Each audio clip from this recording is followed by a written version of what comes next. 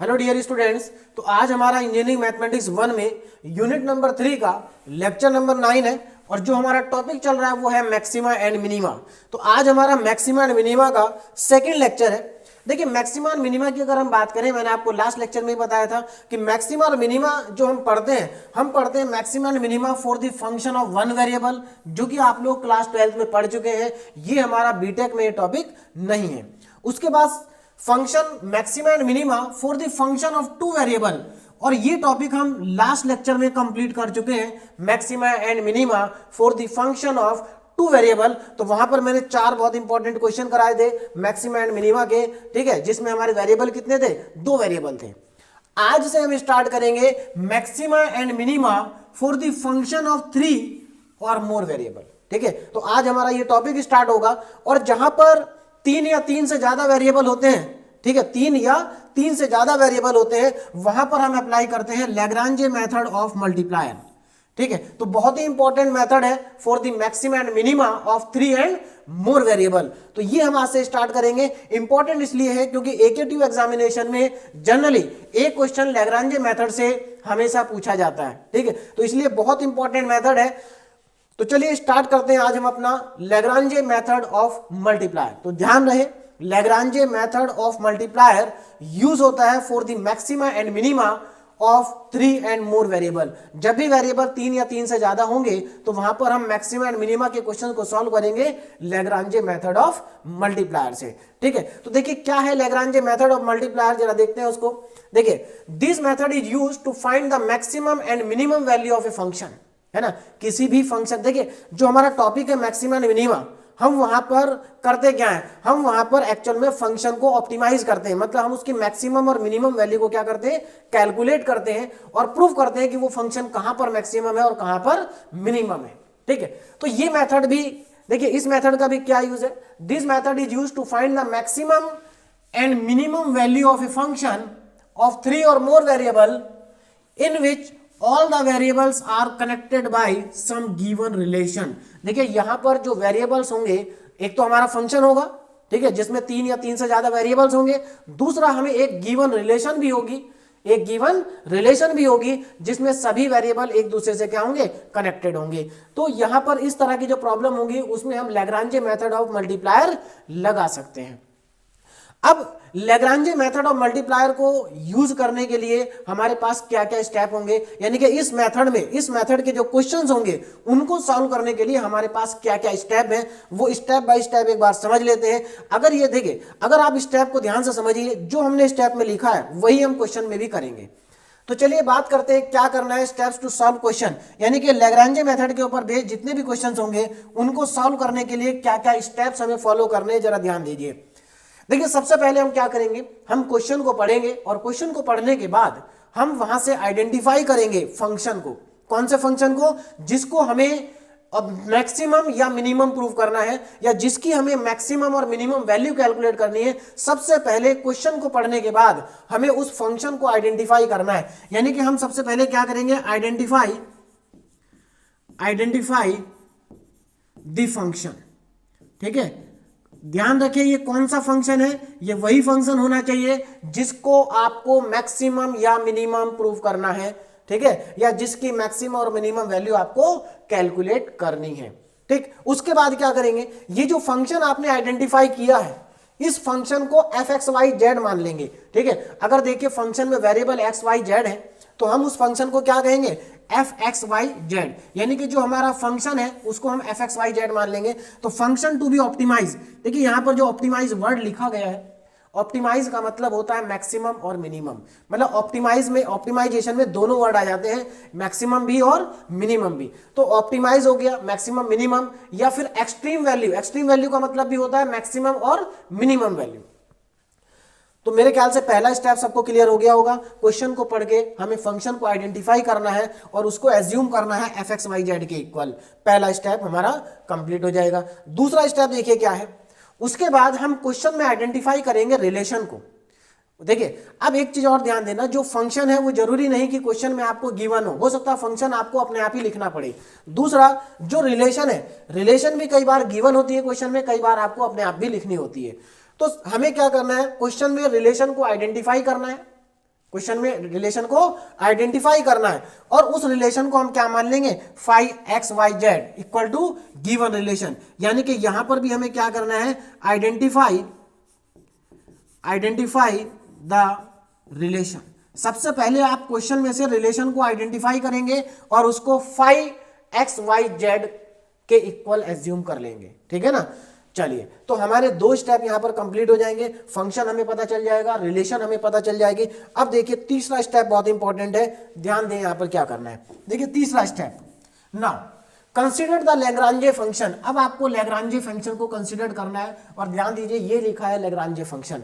क्या है लैग्रांजे फंक्शन, देखिए यहां पर कैपिटल एफ है, f x Y z is equal to small f x Y z. Small f x Y z क्या है, small f x Y z वो फंक्शन है जिसको आपको मैक्सिमम या मिनिमम प्रूव करना है। उसके बाद plus lambda times of phi x Y z. पहले फाई एक्स वाई जेड को देखें तो फाई एक्स वाई जेड वो रिलेशन है, ठीक है, ये एक रिलेशन है जो हमें क्वेश्चन में क्या होती है, गिवन होती है, ठीक। और यहां पर जो ये लैम्डा वर्ड आ रहा है, लैम्डा, देखिए लैम्डा क्या है, यहां पर लैम्डा को हम कहते हैं लैग्रांजे मल्टीप्लायर, ठीक है। This lambda is known as Lagrange multiplier. तो आप ध्यान रखें कि लैम्डा क्या है, लैग्रांजे मल्टीप्लायर है। चलिए अब इसके बाद करना क्या है, जरा ध्यान दें। देखिए अब यहां पर मैं 2-3 स्टेप आपको बता रहा हूं, हालांकि ये स्टेप हम क्वेश्चन में नहीं करेंगे, क्वेश्चन में हम डायरेक्ट रिजल्ट यूज करेंगे इसका, ठीक है। लेकिन वो रिजल्ट आएगा कैसे, उस रिजल्ट के बारे में मैं आपको यहां पर बता रहा हूं, जरा उसको आप ध्यान से देखें। देखिए ये लैग्रांजे फंक्शन है, f x Y z equal to F x Y z lambda times of phi x Y z. यानी कि यहां पर जो हमारा फंक्शन है वो 3 वेरिएबल का है और आप अच्छे से जानते हैं जब फंक्शन 1 वेरिएबल का होता है तो हम ऑर्डिनरी डिफरेंशिएशन करते हैं, जब फंक्शन 2 वेरिएबल का हो तो हम पार्शियल डिफरेंशिएशन करते हैं, 3 वेरिएबल का हो तब भी पार्शियल डिफरेंशिएशन करेंगे, या उससे ज्यादा भी हो तब भी हम पार्शियल डिफरेंशिएशन ही करेंगे। यानी कि 1 से ज्यादा वेरिएबल के फंक्शन के लिए हम यूज करते हैं पार्शियल डिफरेंशिएशन। तो मैं यहां पर क्या करने वाला हूं, ये जो मेरे पास फंक्शन है हमें इसका टोटल डिफरेंशिएशन करना है। क्या करना है, टोटल डिफरेंशिएशन, यानी कि एक ही स्टेप में हम सभी का पार्शियल डिफरेंशिएशन करेंगे 1 by 1। तो टोटल डिफरेंशिएशन कैसे करते हैं, क्या होता है टोटल डिफरेंशिएशन, ये हम डिटेल में पढ़ चुके हैं अपने टॉपिक में, हमारा टॉपिक ही था टोटल डिफरेंशिएशन। तो इधर ध्यान दीजिए, टोटल डिफरेंशिएशन क्या होगा, df इज इक्वल टू, देखिए f का टोटल डिफरेंशिएशन हो गया df इक्वल टू, अब देखिए क्या करना है, ध्यान देना जरा, ये जो मेरे पास फंक्शन है f, इस फंक्शन का मैं पार्शियल डिफरेंशिएशन करूंगा, एक बार x के रेस्पेक्ट में, एक बार y के रेस्पेक्ट में और एक बार z के रेस्पेक्ट में। तो ध्यान दीजिए अगर हम f का पार्शियल डिफरेंशिएशन करें x के रेस्पेक्ट में तो del f upon del x, ठीक है, del f upon del x into dx, क्योंकि टोटल डिफरेंशिएशन है तो यहां पर dx आएगा। बात समझ में आ रही, ये फॉर्मूला था हमारा टोटल डिफरेंशिएशन में। प्लस अब मैं इसका पार्शियल डिफरेंशिएशन करूंगा y के रेस्पेक्ट में तो del f upon del y into dy, ये टोटल डिफरेंशिएशन का फॉर्मूला है। अगर कोई कंफ्यूजन है तो एक बार आप टोटल डिफरेंशिएशन का फॉर्मूला, जो हमारा टोटल डिफरेंशिएशन का लेक्चर है, उसको एक बार रिवाइज करिए जाके, ठीक है। देखिए del f upon del y into dy plus अब z के रेस्पेक्ट में करेंगे del f upon del z del y, sorry del z, del f upon del z into dz। तो ये तो f का पार्शियल डिफरेंशिएशन हो गया, एक बार x के रेस्पेक्ट में, एक बार y के रेस्पेक्ट में, एक बार z के रेस्पेक्ट में, तो इसको कहते हैं हम टोटल डिफरेंशिएशन, ठीक। अब आगे प्लस, अब यहां पर देखिए लैम्डा क्या है, लैग्रांजे मल्टीप्लायर, जो कि एक कांस्टेंट है, तो उसको तो हम ऐसे ही लिखेंगे, लैम्डा का कोई डिफरेंशिएशन नहीं होगा। फाई का डिफरेंशिएशन करेंगे, देखिए फाई का डिफरेंशिएशन एक बार x के रेस्पेक्ट में, एक बार y के रेस्पेक्ट में, एक बार z के रेस्पेक्ट में, जैसे हमने यहां पर किया है। तो देखिए कितना आ जाएगा, del phi over del x into dx plus lambda times del phi upon del y into dy plus lambda times del phi upon del z into dz, ठीक है। चलिए ये देखिए कुछ याद नहीं करना है आपको, सिंपली क्या करना है, सबका पार्शियल डेरिवेटिव कर देना है, ठीक है, पार्शियल डेरिवेटिव एक एक बार। चलिए अब यहां पर हमारे पास नेक्स्ट स्टेप में देखिए क्या आएगा, मैं एक काम करता हूं, देखिए dx की यहां 2 टर्म है, तो dx वाली टर्म एक साथ, dy वाली टर्म एक साथ और dz वाली टर्म्स एक साथ। तो ऐसा करने से हमें क्या मिलेगा, देखिए df इज इक्वल टू, देखिए dx और dx दोनों एक साथ कर लेते हैं, तो del f upon del x, del F upon del x plus lambda times del phi upon del x, और पूरे के ब्रैकेट के बाहर आ जाएगा dx। देखिए मैंने क्या किया, इन दोनों टर्म को एक साथ ऐड कर दिया, तो इन दोनों टर्म को जब आप एक साथ ऐड करेंगे तो dx इसमें भी है, dx इसमें भी है, तो dx आ जाएगा कॉमन ना, प्लस अब सेकंड टर्म y वाली है dy, तो dy की भी दो टर्म है, इनको भी मर्ज कर देते हैं, तो del F upon del X, sorry del F upon del Y plus lambda times del phi upon del Y into D Y plus next term देखे जरा, del F upon del Z और उधर del phi upon del Z, तो del F upon del Z plus lambda times del phi upon del Z, और बाहर आ जाएगा D Z. तो ये मेरे पास आ गया टोटल डेरिवेटिव। तो मेरे ख्याल से बहुत ही आसान है लिखना, ठीक है, समझ में आ गया होगा सभी को। अब देखिए इसके आगे क्या करना है, इसके आगे अगर आप ध्यान दें तो इसके आगे जो हमारा टोटल डिफरेंशिएशन है, यानी कि अगर आप देखो हमें क्या करना है, एक्चुअल में हमें इस फंक्शन को मैक्सिमाइज या मिनिमाइज करना है, मतलब ऑप्टिमाइज करना है। और जब भी किसी चीज को मैक्सिमाइज या मिनिमाइज करना हो तो आपको बहुत अच्छे से मालूम है कि डिफरेंशिएशन जीरो होता है। देखिए किसी भी फंक्शन को आपको मैक्सिमम या मिनिमम प्रूव करना है तो आप क्लास 12 से पढ़ते आ रहे हैं, मैक्सिमम एंड मिनिमम टॉपिक्स आप पढ़ते आ रहे हैं कि किसी भी फंक्शन को मैक्सिमम और मिनिमम करने के लिए उस फंक्शन का डिफरेंशिएशन करो और जीरो के इक्वल पुट कर दो, तो वहां से जो वैल्यू आएगी वो वैल्यू उस फंक्शन की मैक्सिमम और मिनिमम वैल्यू, उस वैल्यू से, उस वेरिएबल की वैल्यू से आपको फंक्शन की मैक्सिमम और मिनिमम वैल्यू मिल जाएगी। तो अब हमें यहां पर ऑप्टिमाइजेशन करना है, तो यानी कि जो टोटल डिफरेंशिएशन ये क्या होगा, जीरो होगा। तो मैं यहां पर क्या लिखूंगा, फॉर मैक्सिमम और मिनिमम, या फॉर मैक्सिमा एंड मिनिमम। देखिए ध्यान दीजिए, for maxima and minima, for maxima and minima. देखिए मैक्सिमा और मिनिमा के लिए क्या होगा, df इक्वल टू जीरो हो जाएगा, df इक्वल टू जीरो। तो मैक्सिमा और मिनिमा की कंडीशन के लिए df इक्वल टू कितना आ जाएगा, जीरो। तो मैं यहां पर df को जीरो कर रहा हूं, यानी कि df को जीरो करने का मतलब है कि इस पूरे की वैल्यू क्या आ जाएगी, जीरो आ जाएगी। तो अब यहां पर देखिए मैं इसको जीरो के इक्वल लिख रहा हूं, del F upon del X, देखिए del F upon del x plus lambda times del phi upon del X into D X. देखिए ये मैं एक बार आपको समझा रहा हूं कि ये रिजल्ट कैसे आएगा, उसके बाद हम ये सब क्वेश्चंस में नहीं करेंगे, क्वेश्चन में हम डायरेक्ट अप्लाई करेंगे इस मेथड को, ठीक है। देखिए पहली टर्म हमारे पास dx ये आ गया, second term del F upon del Y, del F upon del Y plus lambda times del phi upon del Y into D Y plus del F upon del Z lambda times del phi upon del Z और D Z is equal to zero, is equal to zero. हमारे पास ये zero आ गया, ठीक है। देखिए तो ये मेरे पास एक इक्वेशन आ गई यहां से,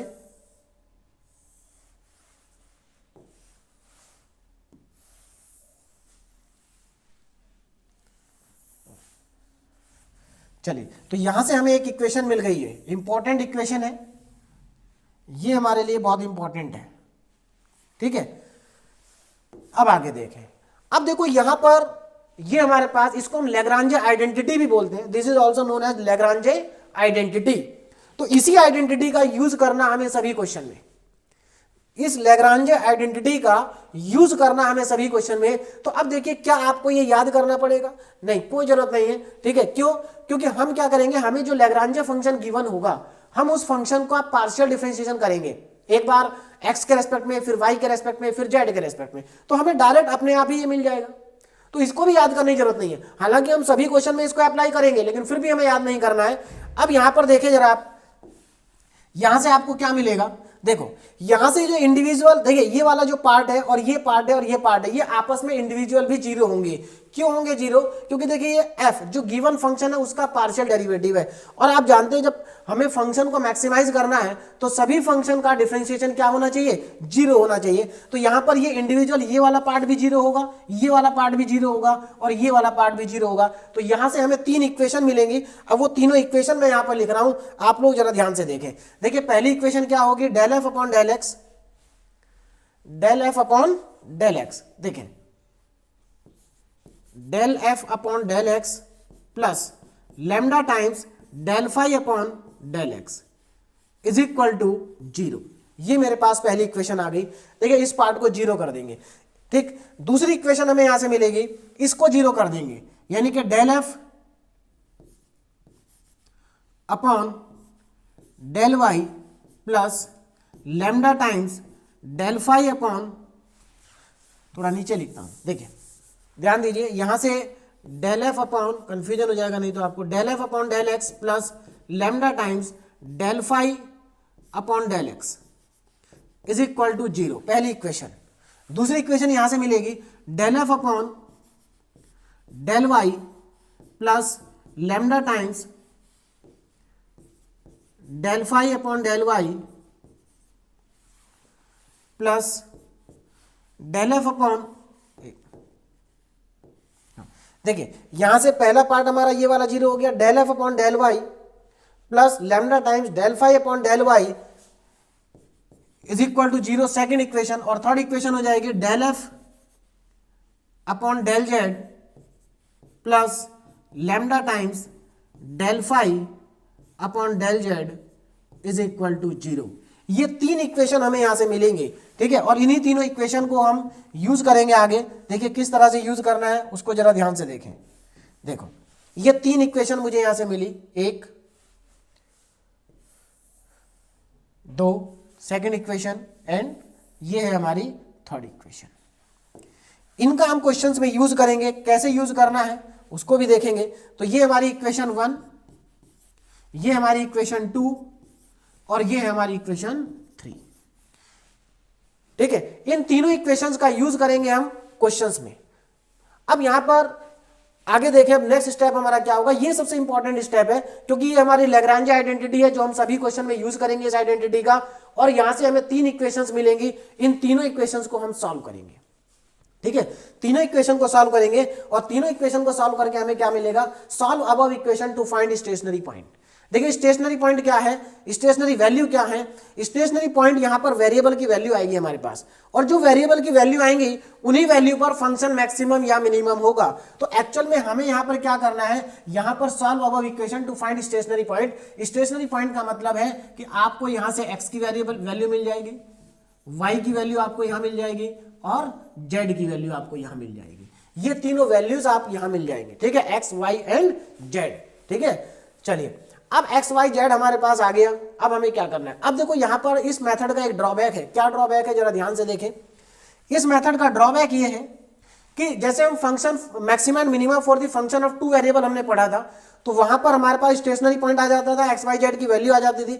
उसके बाद हम उसको चेक करने के लिए हमारे पास एक मेथड था जिसमें हम r कैलकुलेट करते थे, s कैलकुलेट करते थे, t कैलकुलेट करते थे, और वहां से अगर R T minus S square का जो प्रोडक्ट है, जो R T minus S square है, अगर उसकी वैल्यू ग्रेटर देन 0 है और आर भी ग्रेटर देन 0 है तो फंक्शन मैक्सिमम होता था, सॉरी फंक्शन मिनिमम होता था, ठीक है। और अगर R T minus S square greater than 0 है और आर हमारा लेस देन 0 है तो फंक्शन मैक्सिमम होता था। लेकिन लैग्रांजी मेथड में ऐसी कोई टेक्निक नहीं है जिससे हम ये बता सकें कि ये पॉइंट जो है पॉइंट ऑफ मैक्सिमा है या पॉइंट ऑफ मिनिमा है। यानी कि हम ये तो बता, लैग्रांजी मेथड से ये तो आ जाएगा फंक्शन की मैक्सिमम मिनिमम वैल्यू आएगी, लेकिन लैग्रांजी मेथड से हमें यह नहीं पता चलेगा कि वो वैल्यू मैक्सिमम है या मिनिमम है। तो ये इसका ड्रॉबैक है। देखिए क्या लिखा है, we cannot determine the nature of stationary point, यानी कि हम ये नहीं बता सकते जो स्टेशनरी पॉइंट आया है वो पॉइंट ऑफ मैक्सिमा है या पॉइंट ऑफ मिनिमा है, ठीक है। तो लैग्रांजी मेथड ये नहीं बता सकता, ठीक। अब देखिए अगर लेकिन क्वेश्चन में पूछा जाता है कि मैक्सिमम वैल्यू निकालिए या मिनिमम वैल्यू निकालिए, है ना, हमें बताना पड़ता है कि पॉइंट ऑफ मैक्सिमा है या मिनिमा है। तो ऐसी सिचुएशन में हम क्या करेंगे, क्योंकि लैग्रांजी मेथड तो अब यहां पर काम नहीं करेगा, तो देखिए इस सिचुएशन में हमारे पास कुछ ऑल्टरनेटिव मेथड्स हैं, alternative methods to find the nature of stationary root. देखिए कौन कौन से अल्टरनेटिव मेथड है। सबसे पहला फिजिकल कंसिडरेशन, या इसको हम बोलते हैं डायरेक्ट मेथड, डायरेक्ट मेथड, ठीक है, डायरेक्ट मेथड। इसमें क्या है, बहुत आसान है। देखिए हमारे जो मैक्सिमम क्वेश्चन है वो फिजिकल कंसिडरेशन यानी कि डायरेक्ट मेथड, हम देख के ही बता सकते हैं कि ये फंक्शन जो पॉइंट है वो पॉइंट ऑफ मैक्सिमा है या मिनिमा है ना। तो बहुत आसान है, डायरेक्ट हम देख के हमें क्वेश्चन करने के बाद ही हमें पता चल जाएगा कि ये पॉइंट मैक्सिमा है या मिनिमा है। तो डायरेक्ट कंसिडरेशन। कुछ क्वेश्चन ऐसे भी होंगे जिनमें पता नहीं चलेगा, तो जिसमें पता नहीं चलेगा उसमें हम क्या करेंगे, देखिए एक्चुअल में लैग्रांजे मेथड वैसे तो 3 और 3 वेरिएबल और 3 वेरिएबल से ज्यादा के लिए एप्लीकेबल है, लेकिन हमारे पास जो क्वेश्चंस है वो सब 3 वेरिएबल के ही हैं। तो हम क्या करेंगे, 3 वेरिएबल वाले क्वेश्चन को पहले 2 वेरिएबल में कन्वर्ट करेंगे, और 2 वेरिएबल में कन्वर्ट करने के बाद 2 वेरिएबल में कन्वर्ट कैसे होगा, गिवन कंडीशन की हेल्प से। जो रिलेशन हमें गिवन है ना उसके हेल्प से हम 3 वेरिएबल को 2 वेरिएबल में कन्वर्ट कर सकते हैं। लेकिन अब इसका मतलब ये नहीं है कि हम सारे क्वेश्चन ऐसे ही, देखिए करने के लिए हम 3 वेरिएबल वाले क्वेश्चन पिछले मेथड से कर सकते हैं, 3 वेरिएबल को 2 वेरिएबल में कन्वर्ट करके। लेकिन एक्चुअल में क्या होता है, एग्जाम में जब एकेटीयू में क्वेश्चन आता है तो वहां पर बहुत बार क्वेश्चन में मेंशन होता है कि आपको लैग्रांजे मेथड से करना है, तो आपको यही मेथड अप्लाई करना पड़ेगा, ठीक है। तो इसलिए हमें ये मेथड आना चाहिए। चलिए अगर हमारे पास 3 वेरिएबल का क्वेश्चन है और हमें नहीं, डायरेक्ट मेथड से हमें नहीं पता चल पा रहा है कि वो पॉइंट ऑफ मैक्सिमा है या मिनिमा है, तो फिर हम क्या करेंगे, हम पुराना वाला मेथड यूज करेंगे जिसमें हम RST निकालते हैं, है ना, जो हमने पिछले लेक्चर में पढ़ा है। उसी मेथड से हम बता देंगे कि ये पॉइंट ऑफ मैक्सिमा है या मिनिमा है, ठीक। उसके बाद लास्ट हमारा होगा बाउंडेड हेसियन मैट्रिक्स। ये भी एक मेथड है जिससे हमें पता चल जाता है कि पॉइंट ऑफ मैक्सिमा है या पॉइंट ऑफ मिनिमा है। लेकिन हम इस टेक्निक का यूज, इस मेथड का यूज नहीं करेंगे। मैं आपको सारे क्वेश्चन या तो डायरेक्ट मेथड से कराऊंगा, या एक कोई क्वेश्चन ऐसा होगा जहां डायरेक्ट मेथड से नहीं हो रहा तो हम RST वाली टेक्निक से कर लेंगे, ठीक है।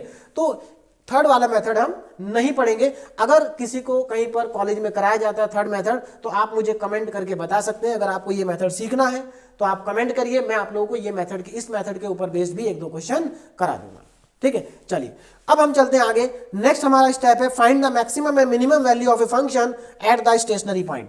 तो हमें क्या करना है, स्टेशनरी पॉइंट पर फंक्शन की मैक्सिमम और मिनिमम वैल्यू को फाइंड आउट करना है।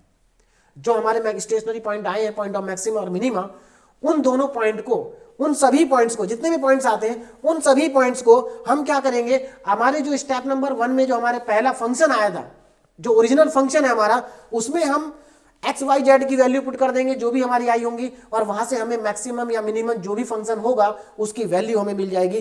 तो देखिए ये हमारा क्या है, स्टेप है।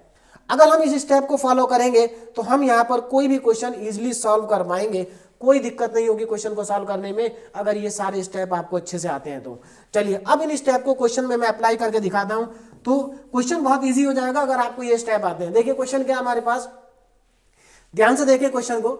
एकेटीयू एग्जाम में ये क्वेश्चन आ चुका है, इंपॉर्टेंट क्वेश्चन है। So that the rectangular solid of maximum volume that can be inscribed in A given sphere is a cube. देखो यहां पर ना तो आपको फंक्शन लिख के दिया है, ना ही आपको रिलेशन लिख के दी है, यानी कि दोनों रिलेशन और फंक्शन दोनों आपको अपने आप ही लिखना है। देखिए क्या कहा है, so that the rectangular solid of maximum volume. देखिए आपको ये तो समझ में आ गया कि यहां पर वॉल्यूम को मैक्सिमाइज करना है, वॉल्यूम को क्या करना है, मैक्सिमाइज करना है, यानी कि हमारा जो गिवन फंक्शन होगा वो वॉल्यूम होगा। That can be inscribed in A sphere, और उसको स्फीयर में इंस्क्राइब किया गया है, मतलब स्फीयर के अंदर रखा गया है। यानी कि एक स्फीयर आपको गिवन है, उसके अंदर एक रेक्टेंगुलर सॉलिड को रखना है और उसका वॉल्यूम मैक्सिमम होना चाहिए, आपको ऐसा प्रूव करना है। तो देखिए क्या करेंगे इसमें, जरा ध्यान दें। सबसे पहले अगर थोड़ा एक बार डायग्राम जरा देख लें कि इसका डायग्राम क्या होगा। देखो देखिए डायग्राम जरा ध्यान दीजिए। देखिए मैं स्फीयर नहीं बना रहा हूं, मैं एक सर्कल बना रहा हूं, है ना। देखिए स्फीयर का अगर आप साइड व्यू देखेंगे तो सर्कल ही दिखेगा आपको। तो मैं एक काम करता हूं, थोड़ा आसान हो जाएगा समझने के लिए, स्फीयर में 3D बनाने की कोशिश करेंगे तो कॉम्प्लिकेटेड हो जाएगा। चलिए मैं यहां पर एक सर्कल बना रहा हूं, ये हमारा एक सर्कल है, ठीक है। इस सर्कल के अंदर हमें क्या करना है, इस सर्कल के अंदर देखिए हमें इस सर्कल के अंदर इंस्क्राइब करना है एक सॉलिड, ठीक, यानी कि एक रेक्टेंगुलर सॉलिड। तो मैं केवल रेक्टेंगल बना रहा हूं, अब वो रिप्रेजेंट करेगा रेक्टेंगुलर सॉलिड को, तो मैं इसके अंदर एक रेक्टेंगुलर सॉलिड बना देता हूं। देखिए ये हमारा हो गया रेक्टेंगुलर सॉलिड, ठीक, चलिए this is the rectangular solid. अब इसमें आगे ध्यान दें तो मैं यहां पर एक्स और वाई एक्सिस भी जरा ड्रॉ कर लेता हूं, एक्स एंड वाई एक्सिस। देखिए एक्स एंड वाई एक्सिस कैसे आएंगे, जरा ध्यान दें आप लोग। देखो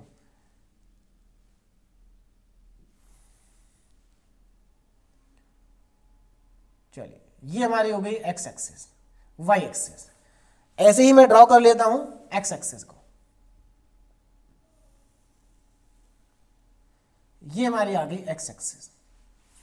ठीक, चलिए एक्स एक्सिस भी मैंने ड्रॉ कर दिया, वाई एक्सिस को भी मैंने ड्रॉ कर दिया। अब जरा यहां ध्यान दें, देखिए एज्यूम करिए कि एक स्फीयर है, क्या है, स्फीयर है। This is x axis and this is y axis.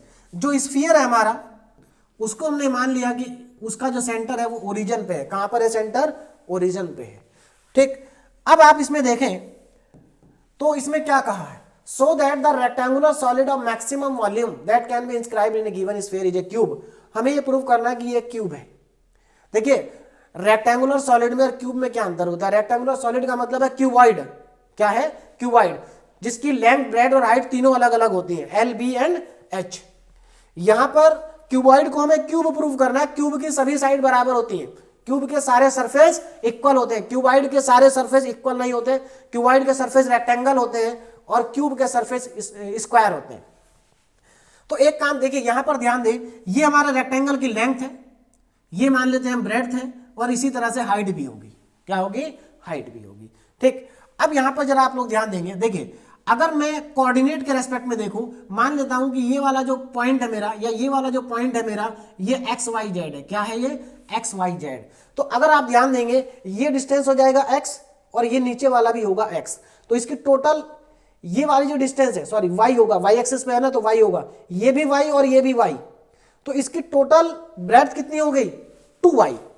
इसी तरह से अगर यहां से यहां तक कितना डिस्टेंस होगा, x, यहां से यहां तक भी कितना होगा, x होगा। हालांकि -x होगा, लेकिन हम उसको -x एज्यूम इसलिए नहीं करेंगे क्योंकि जो लेंथ है वो लेंथ कितनी होगी, यहां से यहां तक 2x हो जाएगी। तो हमें क्या करना, देखिए सबसे पहले हम क्या करेंगे, एज्यूम कर लेंगे लेट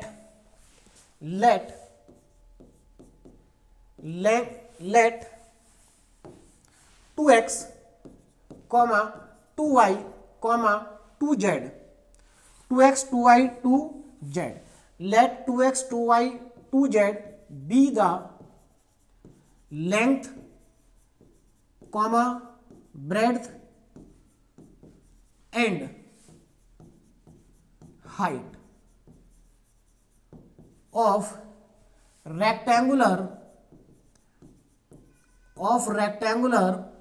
cuboid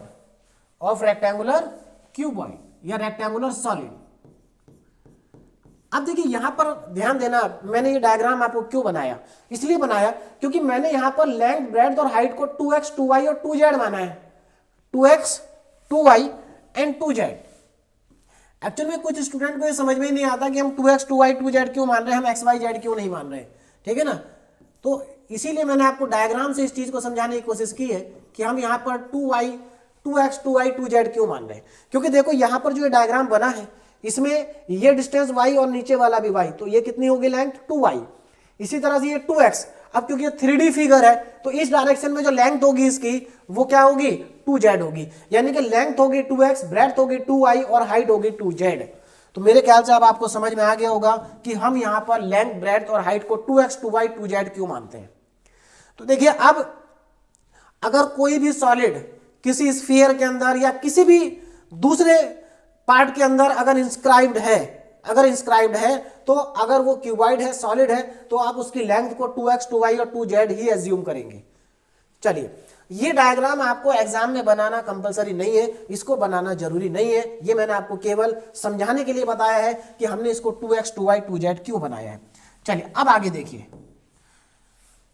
अब यहां पर देखिए, अब मुझे आप बताइए अगर ये लेंथ, ब्रेड्थ, हाइट हमने मान लिया है तो इसका वॉल्यूम कितना होगा, वॉल्यूम। तो देखिए अगर मैं वॉल्यूम की बात करूं तो वॉल्यूम आपको अच्छे से मालूम है, length into breadth into height होता है फॉर्मूला, है ना। आप छोटी क्लासेस से पढ़ते आ रहे हैं, वॉल्यूम ऑफ क्यूबॉइड क्या होता है, LBH।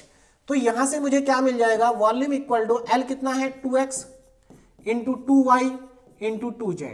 तो मेरे पास वॉल्यूम आ गया 8x, y and z।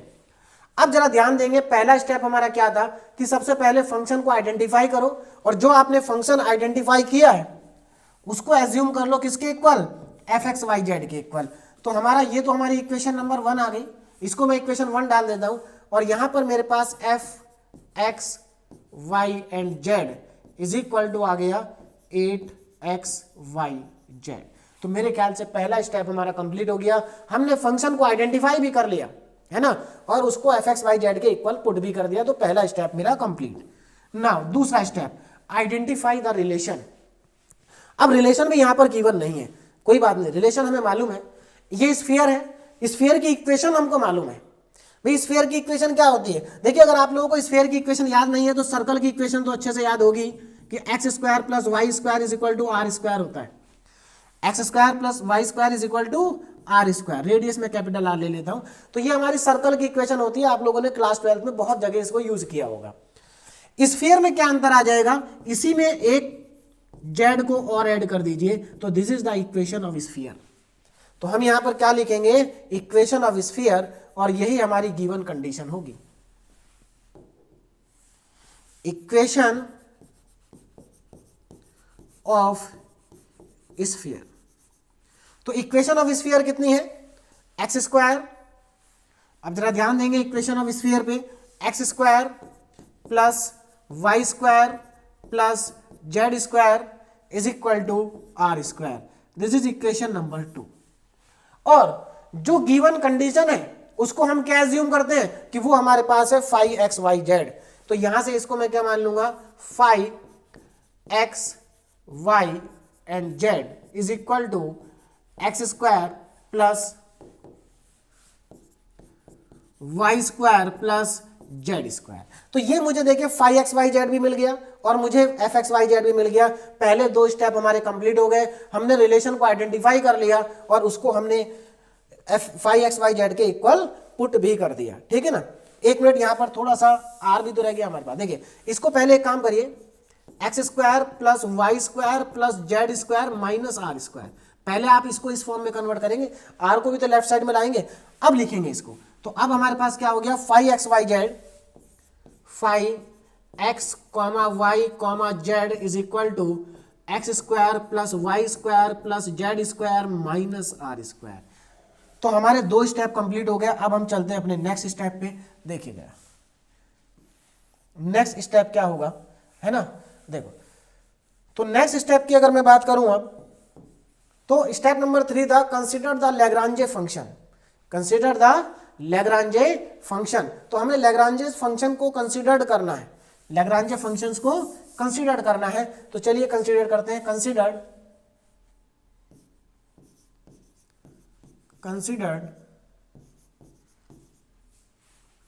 लैग्रांजे function. अब लैग्रांजे फंक्शन क्या होगा वो मैं यहां पर लिखने जा रहा हूं, दैट इज स्टेप नंबर 3। तो यहां पर हमारे पास लैग्रांजे फंक्शन होगा F x comma Y comma Z is equal to F x Y and Z plus five x comma Y comma Z, this is the Lagrange function. अब इनकी value को put कर देता हूं यहां पर। देखिए वैल्यू कितनी है, f x Y z is equal to F x Y z 8xyz है। देखिए स्टेप बाय स्टेप चलेंगे ना तो ये क्वेश्चन आपको बहुत ज्यादा आसान लगेंगे। 8xyz, 5xyz कितना है, x square plus Y square plus Z square and minus r square, ठीक है। अब यहां पर देखिए एक चीज हमारे पास और रह गई यहां पर, उसको भी ध्यान देंगे। देखिए हाँ, यहां पर हमने लैम्डा नहीं लिखा है अभी, तो लैम्डा भी लिखना है, दिस इज लैम्डा, ठीक। और यहां पर भी क्या आएगा, लैम्डा आ जाएगा। तो ये हमारे पास आ गया लैग्रांजे फंक्शन। अब हमें क्या करना है जरा इस पे ध्यान देंगे। देखिए अब इसका करेंगे पार्शियल डेरिवेटिव। क्या करेंगे, पार्शियल डेरिवेटिव। तो अब यहां पर देखिए ये जो हमारे पास फंक्शन आया है, देखिए हमारा नेक्स्ट स्टेप क्या था, यहां देखिए लैग्रांजे फंक्शन था, इसका पार्शियल डेरिवेटिव करने के बाद ये आया था। तो अब हम ये बात देखिए, दो तरीके हैं आपके पास, या तो आप इस आइडेंटिटी को याद कर ले, लेकिन याद करने का फायदा नहीं है, आप डायरेक्ट लिखेंगे तो ज्यादा आसान रहेगा। तो अब मैं इस वाली आइडेंटिटी को लिखने जा रहा हूं, कैसे लिखूंगा जरा ध्यान देना। देखिए इसका पार्शियली डेरिवेटिव करेंगे, क्या करेंगे, इसका पार्शियल डेरिवेटिव करेंगे। देखिए पार्शियल डेरिवेटिव कितना आएगा, df इज इक्वल टू, देखो 8xyz को एक बार आप डिफरेंशिएट करिए x के रेस्पेक्ट में, एक बार y के रेस्पेक्ट में, एक बार z के रेस्पेक्ट में, और देखे जरा ऐसा करने से हमें कितना मिलेगा। जब मैं इसको x के रेस्पेक्ट में करूंगा तो देखो कितना आएगा 8yz, x के रेस्पेक्ट में करेंगे तो x का 1 हो जाएगा और yz ऐसे ही आ जाएगा। अब मैं इधर भी कर रहा हूं, एक साथ पूरे को करेंगे, उससे क्या होगा, उससे एक स्टेप हमारा बच जाएगा, हमारे पास x वाले सब एक साथ आ जाएंगे। तो अब मैं इसका भी डिफरेंशिएशन कर रहा हूं x के रेस्पेक्ट में प्लस। अब जरा ध्यान देना, यहां लैम्डा तो कांस्टेंट है, एक्स स्क्वायर का 2x होगा और y का z का और r का इनका हो जाएगा 0, क्योंकि मैं क्या कर रहा हूं x के रेस्पेक्ट में कर रहा हूं। तो सबसे पहले मैं पूरे फंक्शन का x के रेस्पेक्ट में करूंगा, तो x के रेस्पेक्ट में करने पे देखो यहां एक्स स्क्वायर का 2x हो जाएगा और लैम्डा मल्टीप्लाई में है, यानी कि 2 लैम्डा x आ जाएगा, 2 लैम्डा x और इंटू dx, इंटू कितना आएगा dx। देखिए यहां पर मैंने क्या किया, x के रेस्पेक्ट में इसका पार्शियल डिफरेंशिएशन किया, तो मेरे पास ये आ गया इंटू dx। dx क्यों लिखा मैंने, क्योंकि मैं टोटल डेरिवेटिव कर रहा हूं, जो काम मैंने यहां किया था वही काम मैं वहां भी कर रहा हूं। ठीक है, चलिए अब आगे देखें जरा। अब प्लस, अब इसको करेंगे y के रेस्पेक्ट में, y के रेस्पेक्ट में जब आप करेंगे तो यहां पर 8xz आएगा, y का 1 हो जाएगा,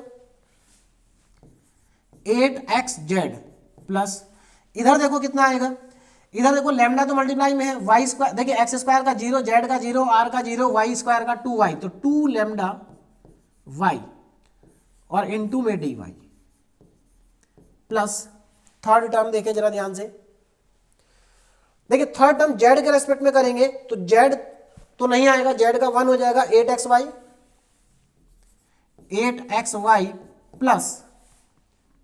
प्लस में देखिए कितना आएगा, यहां पर बाकी सब 0 हो जाएंगे, जेड स्क्वायर का 2z आएगा लैम्डा मल्टीप्लाई में, तो 2 lambda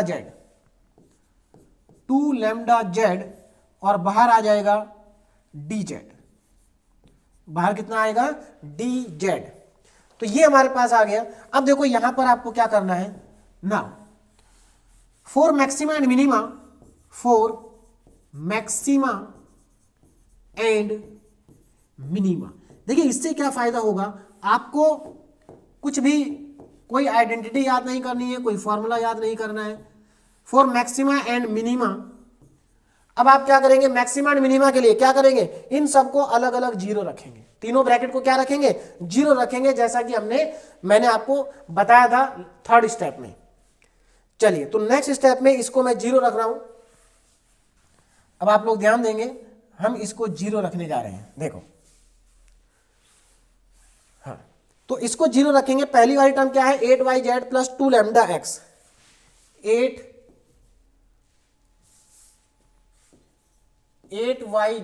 plus 2 lambda x is equal to 0। उसके बाद 8yz plus 2 lambda x equal to 0, 8xz plus 2 lambda y, 8xz plus 2 lambda y, 8xz plus 2 lambda y is equal to 0। ये मेरा आ जाएगा 8xz plus 2 lambda y, ये मेरा आ जाएगा 0। उसके बाद 8xy plus 2 lambda z, 8xy plus 2 lambda z is equal to 0। और इन तीनों इक्वेशन को हम नाम दे देंगे 4, 5 and 6, 4, 5 and 6।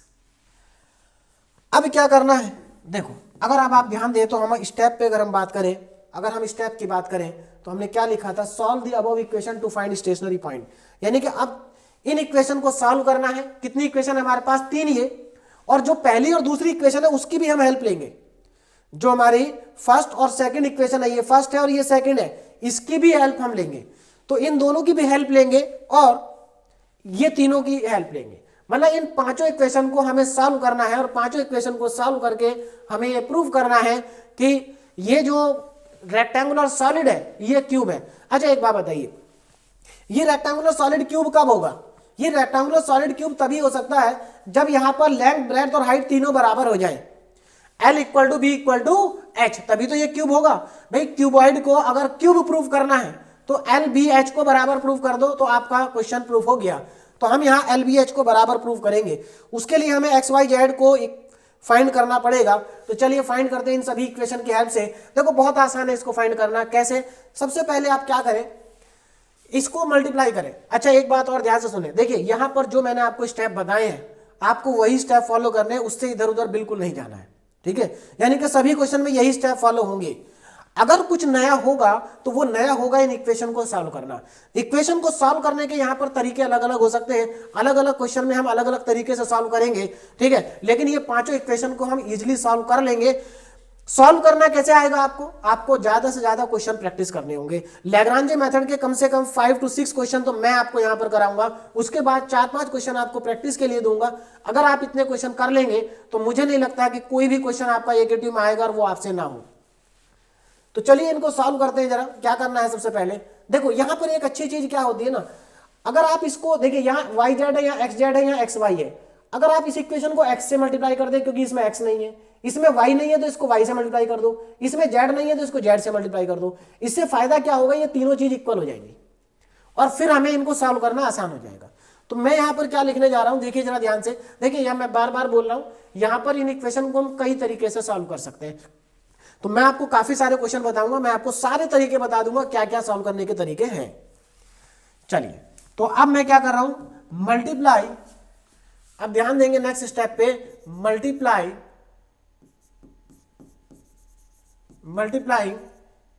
One equation, sorry multiplying equation 4 comma equation 5 and equation 6 किससे मल्टीप्लाई करना है, by x comma Y comma x comma Y comma z, या x comma y and z. तो हम इन तीनों इक्वेशन को x y z से multiply करेंगे, 4 को x से, 5 को y से और 6 को z से। कैसे पता चला कि x को, फोर्थ इक्वेशन को x से करना है क्योंकि उसमें x नहीं है। तो जहां पर x नहीं है वहां x से, जहां y नहीं है वहां y से, जहां z नहीं है वहां z से। तो देखो क्या आ जाएगा, अब नई इक्वेशन क्या आएंगे हमारे पास, उस पर जरा ध्यान देंगे। ये हमारे पास हो जाएगी 8xyz, ये हमारे पास पहली इक्वेशन आ जाएगी 8xy and z plus 2 lambda x पहले से ही था तो x स्क्वायर इक्वल टू में 0। ये इक्वेशन बन जाएगी 8xyz plus 2 lambda y square equal to में 0, और यहां पर हमारे पास बन जाएगा 8xyz plus 2 lambda z square equal to में 0। अब तीन नई इक्वेशन हमारे पास आ चुकी है। इन तीनों इक्वेशन से हमें क्या करना है, x equal to y equal to z को प्रूव करना है। देखिए कैसे, अगर आप इसमें ध्यान दें तो आप इसमें देखो, इसके आगे भी कई तरीके करने के, आप इन तीनों को ऐड भी कर सकते हो। लेकिन मैं यहां पर क्या कर रहा हूं, देखिए हम एक काम करते हैं, 8xyz को लेफ्ट में रहने देते हैं और उसको राइट साइड ले जाते हैं। तो देखिए यहां से हमें क्या मिलेगा, जरा आप ध्यान देना। मैं अब यहां पर क्या कर रहा हूं, 8xyz, देखिए ये जो हमारी पहली वाली इक्वेशन है, यहां से हमें क्या मिलेगा, this implies that 8xyz is equal to -2 lambda x square. Second equation में 8xyz is equal to -2 lambda y square. Third equation में 8xyz is equal to -2 lambda z square. ठीक है, ये हमारे पास सिचुएशन आ गई। यहां से 8xyz, देखिए 8xy, अगर आप इन तीनों इक्वेशन को ध्यान से देखें तो इनकी लेफ्ट साइड इक्वल है। तो जब इनकी लेफ्ट साइड इक्वल है तो क्या इनकी राइट साइड इक्वल नहीं होगी, डेफिनेटली इनकी राइट साइड भी इक्वल होगी। तो हम क्या करते हैं, इनकी राइट साइड को इक्वेट कर देते हैं। ठीक है, तो दिस इंप्लाइज दैट, इसका मतलब ये हुआ कि ये तीनों बराबर है। तीनों क्या है, बराबर है। देखिए यानी कि मैं यहां से लिख सकता हूं -2 lambda x square -2 lambda y square -2 lambda z square, -2 lambda x square -2 lambda y square -2 lambda z square. तीनों बराबर हो गए। तीनों बराबर क्यों हुए, क्योंकि तीनों इक्वेशन के लेफ्ट साइड इक्वल है तो तीनों की राइट साइड भी इक्वल होगी आपस में। अब यहां से जो कैंसिल आउट हो रहा है उसको कैंसिल आउट कर देते हैं। देखो अगर आप देखें -2, देखिए माइनस तीनों में है तो माइनस माइनस प्लस हो गया, 2 तीनों में है कट जाएगा, लैम्डा भी तीनों में है कट जाएगा, बचेगा क्या, x square is equal to y square is equal to z square. अब एक बात बताइए, इन तीनों वेरिएबल का स्क्वायर जब इक्वल है आपस में, अगर इन तीनों वेरिएबल का स्क्वायर इक्वल है आपस में, तो ये तीनों वेरिएबल भी आपस में इक्वल होंगे। अच्छा, क्यों होंगे इक्वल? इक्वल होने का कारण ये है कि एक्स वाई जेड तीनों ही क्या है, लेंथ, ब्रेड्थ और हाइट को रिप्रेजेंट कर रहे हैं किसी सॉलिड की, तो इसलिए निगेटिव तो हो नहीं सकते। तो जब ये निगेटिव नहीं है तो ये तीनों आपस में इक्वल होंगे क्योंकि इनका स्क्वायर इक्वल है। तो this implies that x equal to y equal to z. हमारे पास क्या आ गया, x equal to y equal to z. अब जरा ध्यान देंगे हमारे पास लेंथ कितनी थी। देखिए देखिए हेंस देखिए लेंथ कितनी हो जाएगी, लेंथ हमारे पास 2x थी, ब्रेड कितनी हो जाएगी, देखिए 2y, लेकिन 2y y क्यों किसके इक्वल है, x के, तो ये भी 2x हो गई। और जो हाइट थी वो 2z थी, और हम अगेन z को 2x लिख सकते हैं। तो यहां से क्या पता चला हमें, therefore L equal to b equal to h, ये हमारे पास आ गया। Hence given solid is a cube, hence given solid is a cube, hence given solid is a cube. तो मेरे ख्याल से हमने प्रूव कर दिया कि जो गिवन सॉलिड है वो क्या है, एक क्यूब है। अच्छा, इसी में एक पार्ट और मैं आपको बता देता हूं। देखिए जितना हमसे क्वेश्चन में पूछा था हम उतना प्रूव कर चुके हैं। हमसे क्वेश्चन में इतना ही पूछा था और जो पूछा था उसको हम प्रूव कर चुके हैं। अब यहां पर मैं एक चीज और आपको बताने जा रहा हूं, ध्यान दीजिए जरा। देखिए कभी कभी हमसे इस क्वेश्चन में ये भी पूछ सकते हैं कि अभी तो हमसे ये कहा कि इसको प्रूव करिए कि ये क्यूब है ना, मतलब so that the rectangular solid of maximum volume, जो हमारे पास रेक्टेंगुलर सॉलिड है, क्या है, रेक्टेंगुलर सॉलिड जो हमारे पास है उसका जब मैक्सिमम वॉल्यूम है ना, solid of maximum volume inscribed in A cube, sphere. तो स्फीयर के अंदर अगर हम मैक्सिमम वॉल्यूम के क्यूबॉइड को या रेक्टेंगुलर सॉलिड को इंस्क्राइब कर दें तो वो क्यूब होगा, ऐसा प्रूव करिए। तो ऐसा तो हमने प्रूव कर दिया, लेकिन हमसे ये भी तो पूछा जा सकता है, also find the maximum volume, also find the maximum volume. अब एक चीज और मैंने आपको बताया था, लैग्रांजे मेथड से हम ये नहीं बता सकते कि ये मैक्सिमम है या मिनिमम है, और हम इसको बोल रहे हैं कि ये मैक्सिमम है। देखिए अब यहां पर हम फिजिकल कंसीडरेशन यूज करेंगे, फिजिकल कंसीडरेशन या डायरेक्ट मेथड। कैसे? अब अगर आप ध्यान दें, भाई स्फीयर है, स्फीयर के अंदर जो सॉलिड होगा उसका जो मैक्सिमम वॉल्यूम, देखिए स्फीयर के अंदर कोई सॉलिड रखा है तो उसका हमसे सिर्फ मैक्सिमम वॉल्यूम ही पूछा जा सकता है, मिनिमम नहीं पूछा जा सकता, क्योंकि मिनिमम तो कुछ होता ही नहीं। भाई क्यूबॉइड कितना भी छोटा हो सकता है, ठीक, तो और वैसे भी इंस्क्राइब किया गया, तो मिनिमम वॉल्यूम की बात नहीं होगी, यहां पर हमेशा किसकी बात होगी, मैक्सिमम। तो यहां पर आप डायरेक्टली ये कह सकते हैं कि यहां पर किसकी बात हो रही है, मैक्सिमम वॉल्यूम की बात हो रही है। चलिए अब एक चीज ध्यान दें यहां पर जरा, अगर मान लीजिए हमसे मैक्सिमम वॉल्यूम पूछा हो तो हम क्या करेंगे, कितना होगा मैक्सिमम वॉल्यूम, क्योंकि हमारे पास x equal to y equal to z तो आ गया, लेकिन हमारे पास ये नहीं आया कि ये तीनों की वैल्यू क्या है, एक्स वाई जेड है कितना, ये नहीं आया हमारे पास, तो तीनों बराबर आएंगे आए। तो देखिए इसके लिए क्या करेंगे, हमारे पास जो इक्वेशन नंबर है सेकंड, इसकी हेल्प लेंगे। क्या लिखा, x square Y square Z square equal to are square. अब यहां पर एक्स वाई जेड तीनों बराबर है, तो अब जरा ध्यान देंगे, फ्रॉम इक्वेशन 2, ये इस क्वेश्चन का पार्ट नहीं है, एक्स्ट्रा है, ठीक है, मैं यहां लिख देता हूं एक्स्ट्रा। अगर किसी क्वेश्चन में आपसे पूछ ले तो आपको अगर मैक्सिमम वॉल्यूम पूछ ले तो कैसे कैलकुलेट करेंगे, एक्स्ट्रा। एक्स्ट्रा क्या कैलकुलेट कर रहे हैं हम, मैक्सिमम वॉल्यूम, मैक्सिमम वॉल्यूम। अब जरा देखिए मैक्सिमम वॉल्यूम कैसे आएगा, ध्यान देना। देखो हमें क्या करना है, फ्रॉम इक्वेशन 2, फ्रॉम इक्वेशन 2। अब जरा 2 इक्वेशन पे ध्यान देंगे। इक्वेशन 2 क्या थी मेरे पास, X square Y square Z square equal to are square, X square plus Y square plus Z square is equal to are square. मैं इसमें क्या करता हूं, हम प्रूव कर चुके हैं कि एक्स वाई जेड बराबर है, तो क्या मैं यहां पर लिख सकता हूं x square plus x square plus x square is equal to are square, और ये कितना हो जाएगा 3x square is equal to are square, और यहां से x square is equal to are square upon 3, और यहां से x आ जाएगा मेरे पास r अपॉन रूट 3। कितना आ जाएगा, r अपॉन रूट 3। देखो ये आ गया x, ठीक है। इसी तरह से अगर आप सभी जगह y पुट कर देंगे तो r अपॉन रूट 3 फिर से आ जाएगा y इक्वल टू, यानी कि x भी इतना ही आएगा। सिमिलरली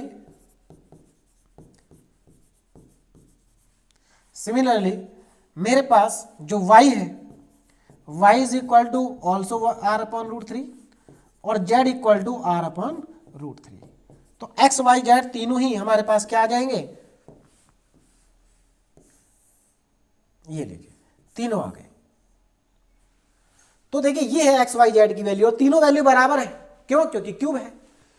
अब इसी में मैक्सिमम वॉल्यूम देखिए अब कितना आएगा, maximum volume.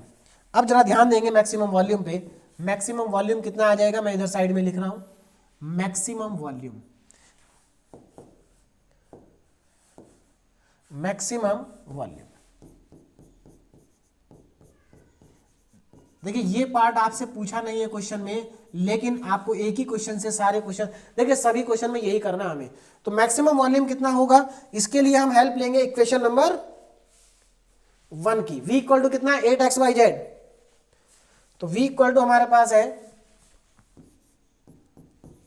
8xy and z और यहां पर वैल्यू पुट कर दीजिए तीनों की वैल्यू पुट कर देंगे तो volume equal to 8 into r upon root three into r upon root three into r upon root three. तो यहां से मेरे पास वॉल्यूम आ जाएगा 8 r cube upon 3 root three.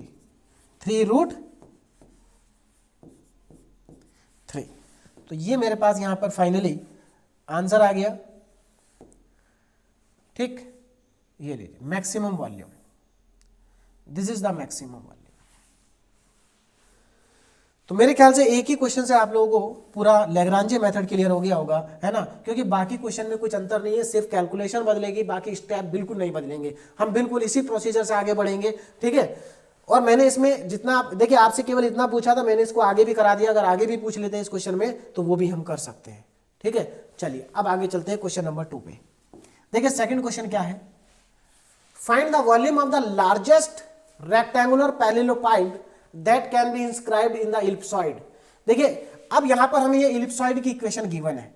ये क्या है, इलिप्सॉइड की इक्वेशन है, जरा ध्यान देंगे। देखिए इलिप्सॉइड क्या होता है, अगर मैं इलिप्सॉइड की बात करूं कि इलिप्सॉइड क्या है, देखिए जैसा इलिप्स होता है हमारे पास, इलिप्स होता है 2D में, इलिप्सॉइड होगा 3D में, ठीक है ना।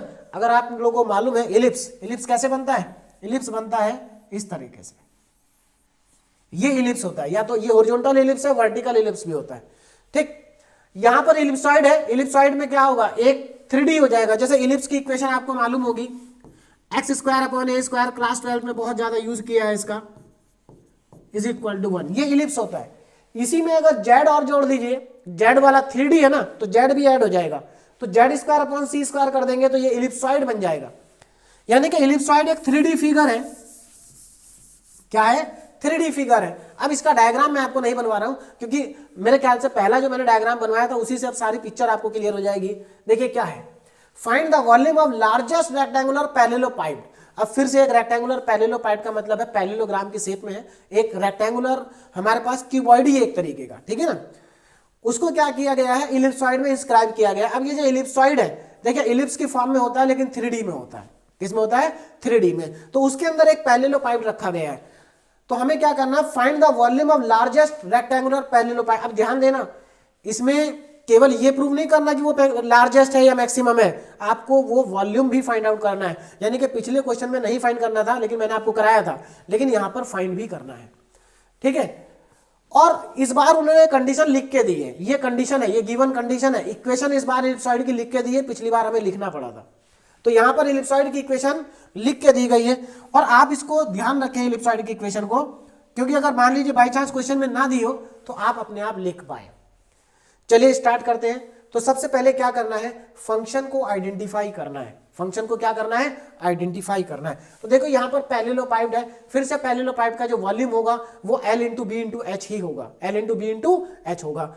दूसरा इलिप्स भी, देखिए इलिप्स में जो पैरेललोपाइड होगा उसका आधा पार्ट नीचे होगा, आधा पार्ट ऊपर होगा, ठीक है। तो यानी कि लेंथ ब्रेड्थ हाइट कितनी हो जाएगी, 2x 2y एंड 2z। तो लेट सिमिलर है, let 2x 2y and 2z, 2x 2y and 2z be the length comma breadth and height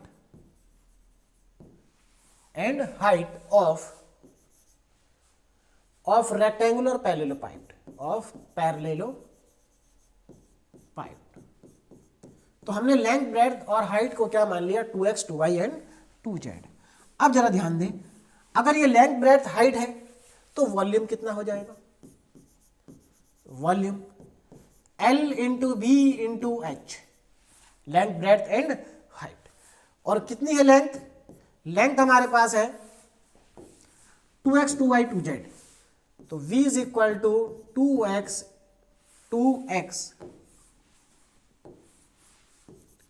into 2y into 2z। तो मेरे पास वॉल्यूम आ गया 8x y एंड z, जिसको हमने बोल दिया इक्वेशन नंबर 1। तो पहला स्टेप कंप्लीट हो गया, हमने फंक्शन को आइडेंटिफाई कर लिया, फंक्शन को क्या कर लिया? आइडेंटिफाई कर लिया।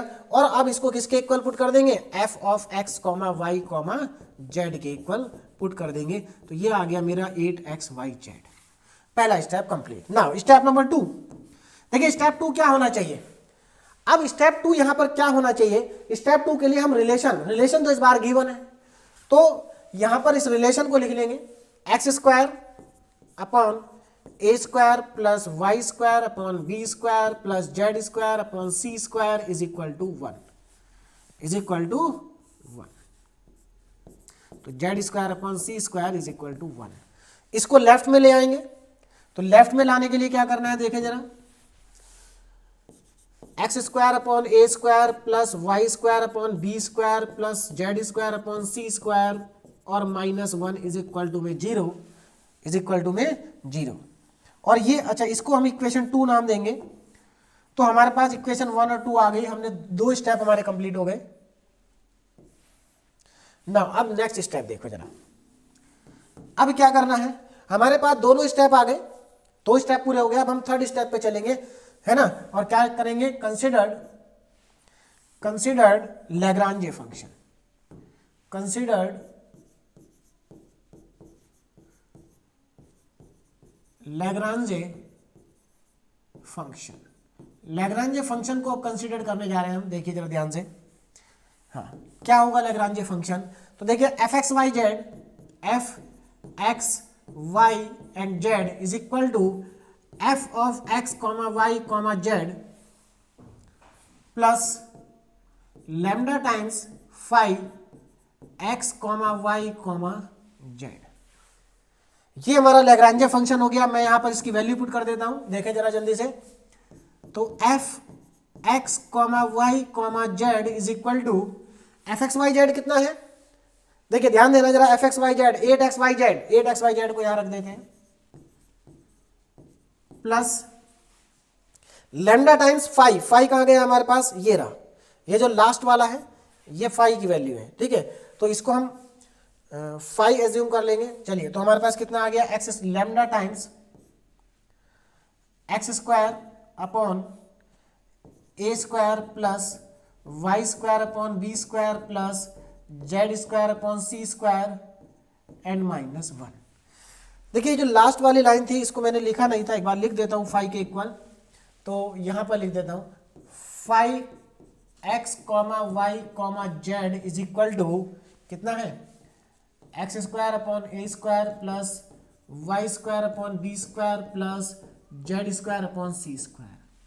स्टेप बाय स्टेप आगे चलेंगे, कोई दिक्कत नहीं होगी, बहुत ही सिंपल क्वेश्चन है, ठीक है। बस थोड़ा सा समय कंज्यूम होगा, टाइम कंज्यूम होगा समझने में, उसके बाद आपको कोई दिक्कत नहीं होगी। देखिए चलिए, अब इसका क्या करना है? Partial derivative. इसका क्या करना है? पार्शियल डेरिवेटिव करना है, मतलब यहां पर हमें डीएफ फाइंड आउट करना है।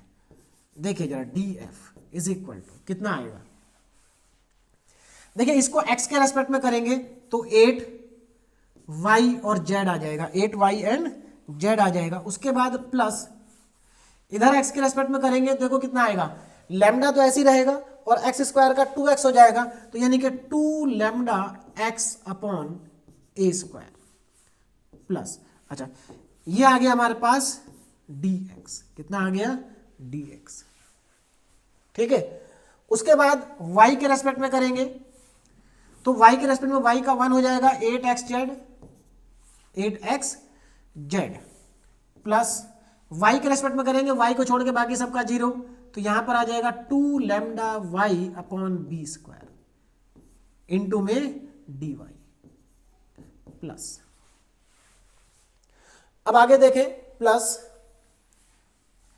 कितना आ जाएगा। अब आगे इसके बाद नेक्स्ट स्टेप में हमारा आएगा 8, देखिए 8xy प्लस यहां से कितना आएगा 2 लैम्डा z अपॉन सी स्क्वायर और dz, कितना आ जाएगा dz। देखिए इस स्टेप को आप ऐसा भी लिख सकते हैं, कैसे लिख सकते हैं, क्योंकि हमें मालूम है df 0 होगा तो आप सीधे यहां df ना लिख करके इक्वल टू 0 भी कर सकते हैं। अब आगे ध्यान दें जरा, देखिए फॉर मैक्सिमा एंड मिनिमा, देखिए मैक्सिमा एंड मिनिमा होने के लिए df को क्या होगा 0 होगा, df क्या होगा 0। तो यहां से for maxima and minima, maxima और मिनिमा के लिए df क्या होगा 0 होगा, df हमारे पास 0 होगा। यही तो लैग्रांज आइडेंटिटी आ जाएगी। देखिए जैसे आप df की जगह 0 पुट करेंगे ये लैग्रांज आइडेंटिटी आ जाएगी, जैसा हमने पिछले क्वेश्चन में भी फाइंड आउट की थी। फॉर मैक्सिमा एंड मिनिमा हमने इस फंक्शन को क्या लिख दिया था, देखिए फॉर मैक्सिमा एंड मिनिमा ये तीनों पार्ट अलग अलग क्या हो जाएंगे 0 हो जाएंगे। क्यों, क्योंकि यहां पर df भी 0 होगा। ठीक, चलिए अब यहां पर देखिए फॉर मैक्सिमम मिनिमा df 0 होगा, तो df 0 होगा तो ये भी 0 होंगे। तो यहां से हमें 3 इक्वेशन मिल जाएंगे। अब तीनों इक्वेशन को देखिए क्या होंगी। पहली equation 8yz equal to 2 lambda x, 8yz plus 2 lambda x upon a square is equal to 0। This is equation number 3। ये क्या आ गई, इक्वेशन नंबर 3 आ गई। ठीक है, अब नेक्स्ट स्लाइड पे चलते हैं। आगे की इक्वेशन में नेक्स्ट स्लाइड पे ही लिख लेता हूं। देखिए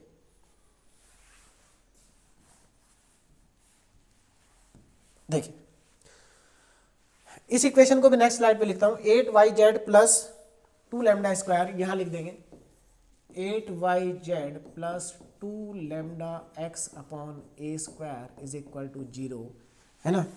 इस इक्वेशन को मैं यहां से रफ कर देता हूं। ठीक, चलिए देखिए, हाँ तो पहली इक्वेशन हमारी 8yz plus 2 lambda x upon a square. ठीक, सेकेंड इक्वेशन यहां से आएगी 8xz plus 2 lambda y upon b square,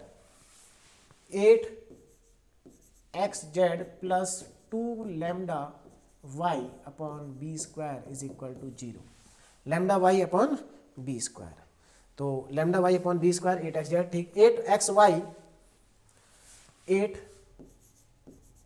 8xy plus 2 lambda z upon c square is equal to 0। और ये जो तीनों इक्वेशन है हमारे पास, एक को बोल देते हैं इक्वेशन नंबर 3, ये हमारे पास इक्वेशन नंबर 4 और ये हमारे पास इक्वेशन नंबर 5। अब इन्हीं की हेल्प से हमें इनको सॉल्व करना है पांचों इक्वेशन को। देखिए क्या करेंगे, देखो यहां से फिर से वही सिचुएशन बन रही है। अगर मैं x y z से मल्टीप्लाई कर दूं तो 8xyz बन जाएगा, है ना। तो चलिए, लेकिन यहां पर अच्छा एक चीज और देखिए, जब हम इसको इक्वल में लेके जाएंगे तो यहां पर सब कुछ इस बार कैंसिल आउट नहीं होगा, सब कुछ कैंसिल आउट नहीं होगा। ये थोड़ी सी प्रॉब्लम हमारे पास यहां पर आएगी, कोई बात नहीं। देखिए हम दूसरा तरीका लगाते हैं।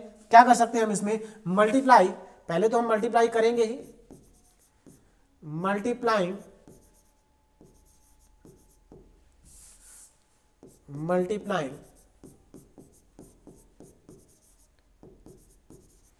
इक्वेशन, कौन कौन सी इक्वेशन, 3, 4 एंड 5 किससे मल्टीप्लाई करना है, by x, y and z से मल्टीप्लाई करना है। तो मल्टीप्लाई, देखिए मल्टीप्लाई करने के साथ साथ अभी multiplying equation 3, 4, 5 by x, y and z and adding, इस बार इनको ऐड करेंगे।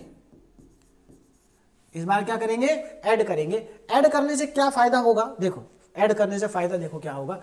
एक्चुअल में यहाँ एक्स स्क्वायर वाई स्क्वायर और जेड स्क्वायर बनेगा, और x square plus Y square plus Z square और अपॉन में a square b square c square भी आएगा, और उसकी वैल्यू हमें पता है 1 होती है। तो चलिए यहाँ पर ऐड भी कर देते हैं इनको मल्टीप्लाई करने के बाद। तो देखिए मल्टीप्लाई करने के बाद हमारे पास आएगा क्या, पहले उसको मैं लिख लेता हूँ, 8xyz plus 2 lambda x square upon A square is equal to 0। अच्छा हमने देखिए 3 4 5 को xyz से मल्टीप्लाई करना है और उसके बाद इनको ऐड भी कर देना है, तो मैं साथ साथ ऐड भी कर रहा हूं। तो आप जरा ध्यान देंगे, 8xyz plus 2 lambda x square upon ए स्क्वायर प्लस इसको भी मल्टीप्लाई करो और ऐड कर दो, 8xyz plus 2 lambda y square upon B square plus इसको भी मल्टीप्लाई करना है, 8xyz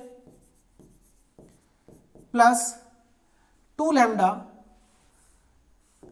plus 2 lambda z square upon सी स्क्वायर और इक्वल टू में 0। ये आएगा ऐड करने के बाद। चलिए अब देखो 3 बार 8xyz लिखा है तो 24xyz हो गया, 24xy एंड जेड प्लस अब जो बचा है, देखिए जो बचा है उसमें क्या है जरा ध्यान देंगे। देखिए जो बचा हुआ है उसमें से 2 लैम्डा और अपॉन में 2 लैम्डा कॉमन आ रहा है, 2 लैम्डा सब में कॉमन है। देखिए ये तीनों बची है टर्म, इन तीनों में 2 लैम्डा कॉमन है, तो मैं 2 लैम्डा को तो ले लेता हूं कॉमन। अंदर देखिए क्या बचेगा, x square upon A square plus Y square upon B square plus Z square upon C square is equal to 0।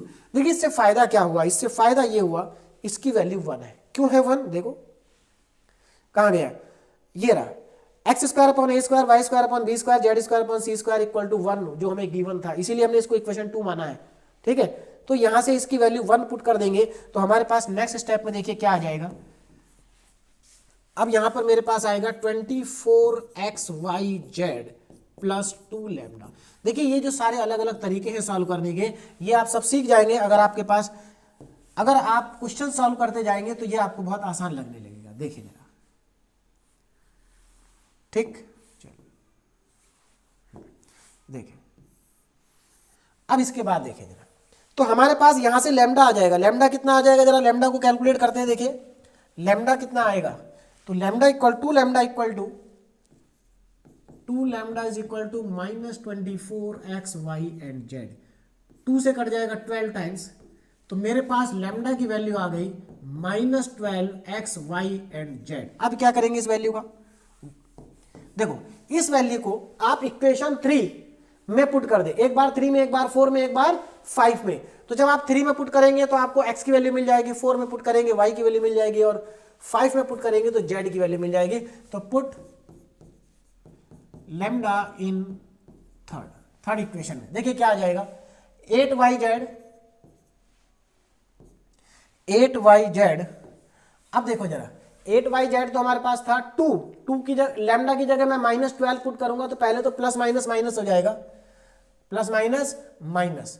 अब यहां पर 2 इंटू 12 एक्स वाई और जेड, एक्स वाई और जेड, और एक एक्स वहां पहले से ही है, एक एक्स हमारे पास पहले से ही है, अपॉन में a square is equal to में 0, इज इक्वल टू 0। अब यहां से जरा इसको सॉल्व करते हैं, कितना आएगा देखिए,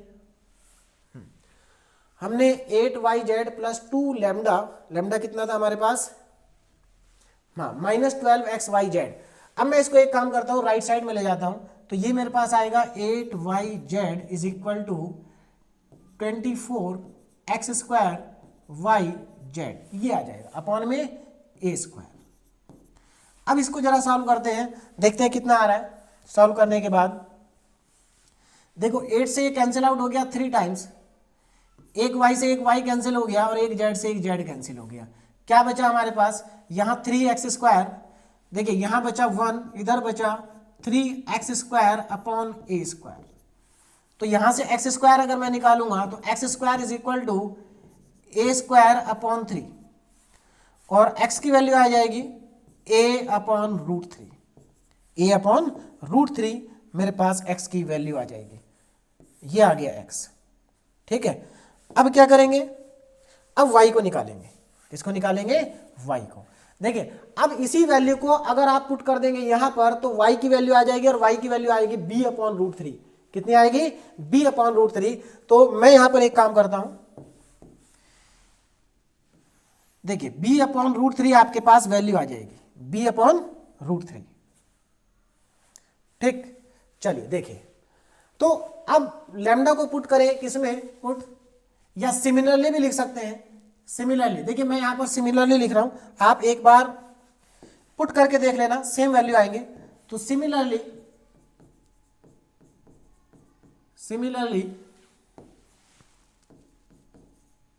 देखिए सिमिलरली y कितना आ जाएगा, y इज इक्वल टू,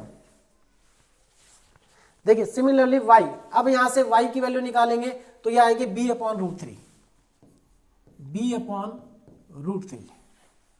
ठीक है, और अगर आप z की वैल्यू निकालेंगे तो ये भी आ जाएगी हमारे पास c/√3। तो हमारे पास सारी वैल्यूज आ जाएंगी, है ना। अब देखते हैं हमें प्रूफ क्या करना था। देखिए प्रूफ क्या करना था, उस पर भी जरा देख लेते हैं।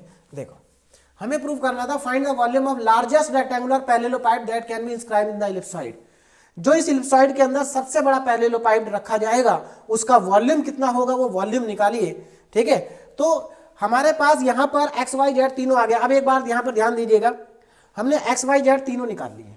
अब यहाँ पर बात आती है कि लैग्रांजे मेथड, फिर से वही बात है कि लैग्रांजे मेथड से हमें ये पता नहीं चलता कि ये मैक्सिमम है या मिनिमम है। तो फिर से देखिए यहाँ पर डायरेक्ट कंसिडरेशन का यूज हो रहा है। हम डायरेक्टली, आप खुद ही सोचिए कि इलिप्सॉइड के अंदर जो पैरेललोपाइड रखा जाएगा उसका मैक्सिमम वॉल्यूम ही पूछा जाएगा, तभी ये लेंथ आएगी, क्योंकि मिनिमम वॉल्यूम तो कुछ हो ही नहीं सकता, मिनिमम तो मतलब 0 हो जाएगा। ठीक है, तो कहने का मतलब ये है यहाँ पर ये जो वैल्यूज है ये क्या है, मैक्सिमाइज, मैक्सिमम, यानी कि यहाँ पर जो हमारे पास स्टेशनरी पॉइंट है, देखिए पिछले क्वेश्चन में हमारे पास स्टेशनरी पॉइंट क्या था, ये हमारे पास स्टेशनरी पॉइंट था X Y Z, r/√3 r/√3, ये स्टेशनरी पॉइंट था। यहां पर स्टेशनरी पॉइंट क्या है, a/√3 b/√3 और c/√3। तो मैं यहां पर क्या लिखूंगा,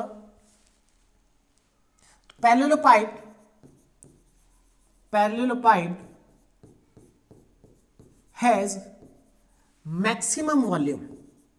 ये डायरेक्ट मेथड यही है बस कि आपने मैक्सिमम वॉल्यूम एट आर, कितनी वैल्यू है, वैल्यू लिख देंगे यहां पर, एट, पॉइंट लिखने जा रहा हूं मैं यहां पर, देखिए क्या होगा, एट a/√3, b/√3, c/√3। इस पॉइंट पर इसकी वैल्यू मैक्सिमम होगी। अब मैक्सिमम वैल्यू हमें निकालनी भी है, देखिए मैक्सिमम वॉल्यूम वैल्यू होगी कितनी। तो अब हम हेल्प लेंगे किसकी, इक्वेशन 1 की, यहां पर पुट कर दीजिए। तो फ्रॉम इक्वेशन 1 यानी कि मैक्सिमम वॉल्यूम